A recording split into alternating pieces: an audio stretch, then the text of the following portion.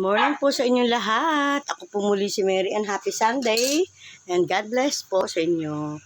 Please like and share, follow Mary Ann. Nagluto po ako ng lugaw. Ito po, diniretso ko na po pagluluto. Hindi na po ako nagisa-gisa. Yan. Nilagay ko na po yung kanin, yung ano po. Sa totoo lang po, ang nilagay ko lang po dito ay rice. Yan. Isinama ko na po yung chicken. Tapos, nilagay ko po yung mga yan, nilalagyan ko po ng star anise yan para mas masarap. Tapos yung seasoning, bechi, baka naman, GSM.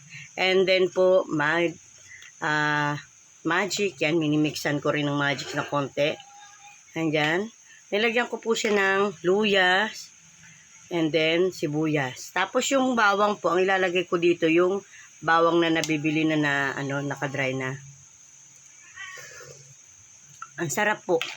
Kahit hindi nyo na po siya igisa, depende sa inyo kung gusto nyo pong magisa. Kasi ako hindi na nagigisa, isinama ko kasi yung manok niya.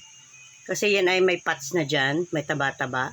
Dinilagyan ko rin ng konting mantika talaga yan. Kasi ito, walang masyadong taba na. Ayan.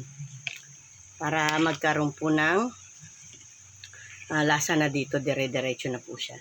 Mix-mix lang po hanggang sa makikita nyo po siya na parang akala mo lugaw na siya. Napakalambot. Mamaya lang po yan, yung medyo maiigay ng water niya. Super sarap na po siya at pwede nang lapangin. Thank you so much. Mamaya ipopost ko po siya habang kumakain kami mamaya.